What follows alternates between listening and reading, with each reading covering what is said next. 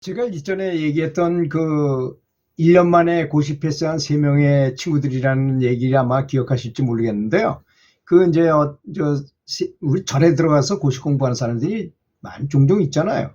그런 사람들이 이제 들어갔는데 고시 공부가 얼마나 힘듭니까? 정말 지루하지요. 힘들고. 그 어느 날, 야, 오늘 이거 한잔 하자.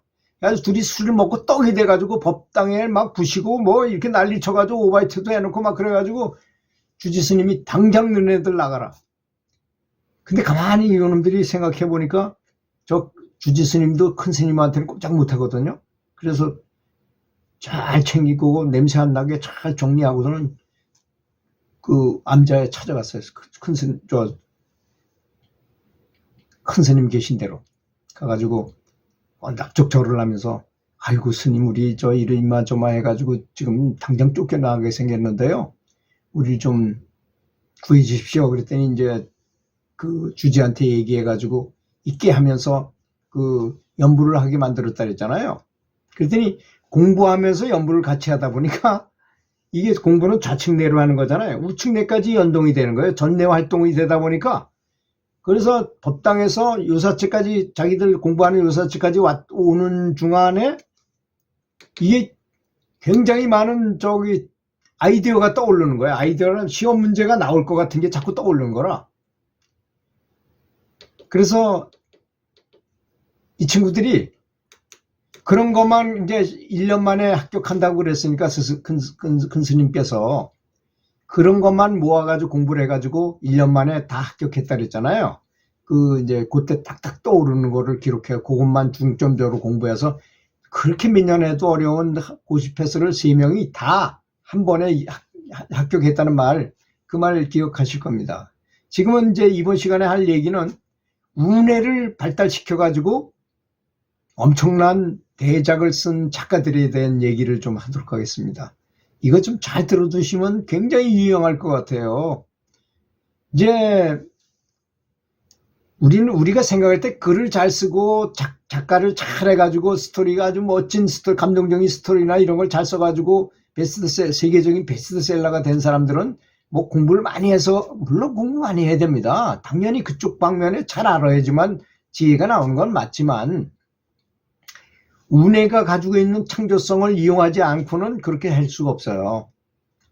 그래서 이 세계적인 베스트셀러 작가들이 허심탄회하게 한 비밀을 한번 얘기해 보도록 하겠습니다.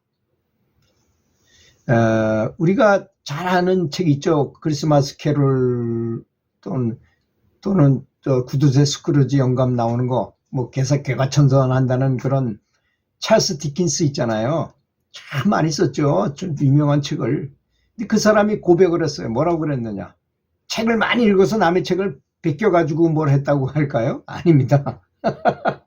책을 쓰려고 책상을 맞대고 이렇게 앉아있으면 무언가 감사한 마음, 자비심이 넘치는 힘이 모든 것을 그냥 가만히 있으면 나에게 그냥 다 보여주더라는 것입니다. 그러면 그냥 그걸 받아 쓰면 되는 거야.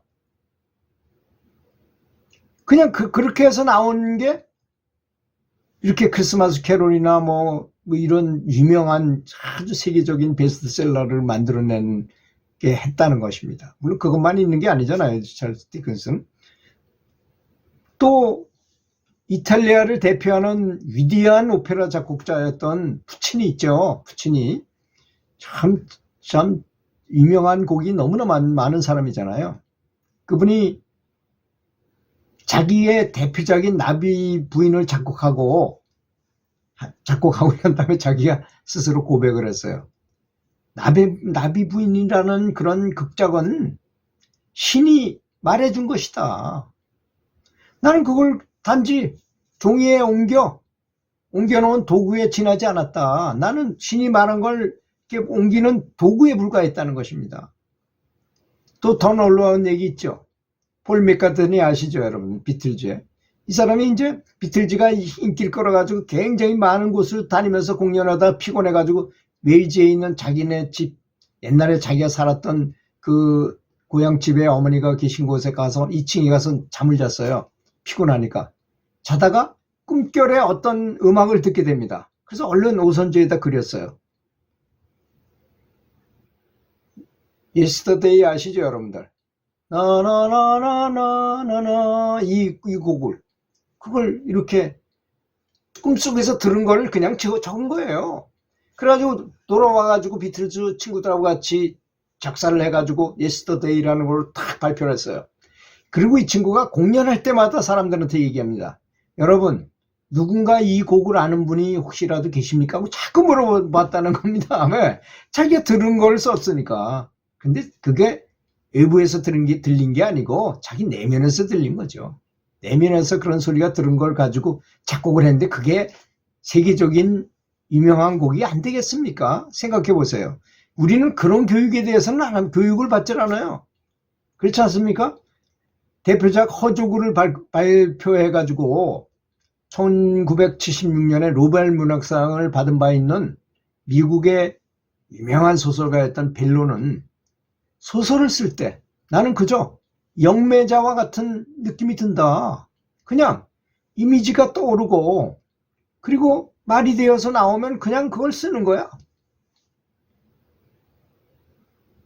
또 스코틀랜드 출생의 우리가 잘 아는 보물섬 지킬 박사와 하이드 같은 여러 가지 소설을 썼던 소설가 스티븐슨도 그런 똑같은 말을 했어요.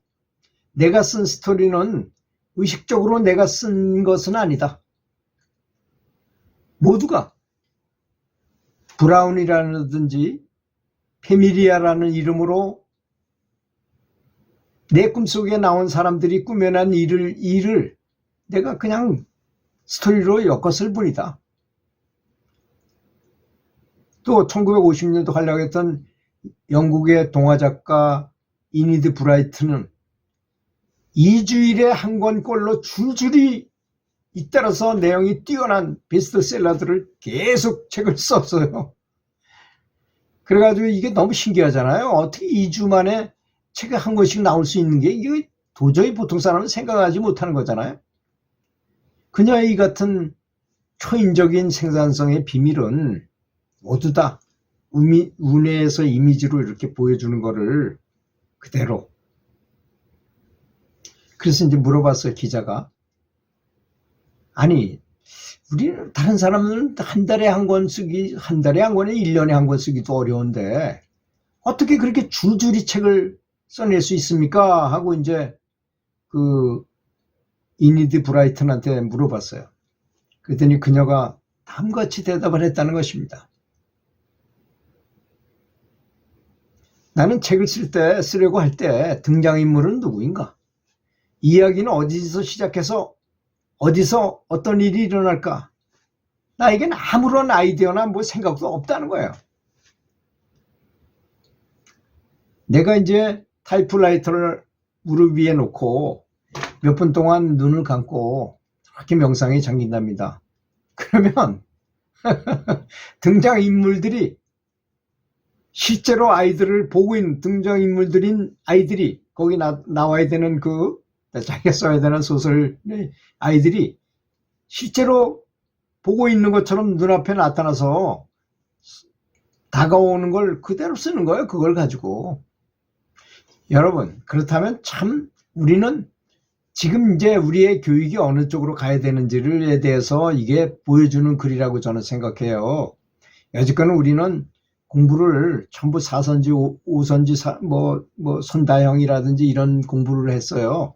그 다음에 대종태세, 문단세 외우는 거 위주로 하고 그렇게 해가지고 이런 창의력이 나올 수 있겠습니까? 여기 창의력을 발현시킨데 이 사람들이 한 얘기를 가만히 들어보세요. 어떨 때 이게 발현됐는지를 좀 생각해 보세요. 아까 뭐라 그랬죠? 어떤 내부에서 어떤 자비심, 감사한 마음, 아주 그냥 폭발적인 어떤 감사한 마음이 생기더니 눈앞에 뭐가 보이더라. 이게 답인 것입니다.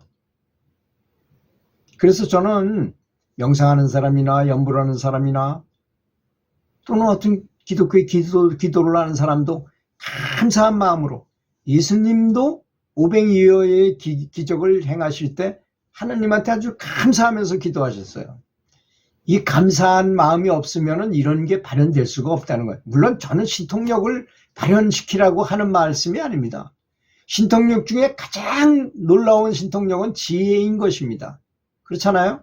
온 인류가 다 행복해지는 것, 인류가 들어서 다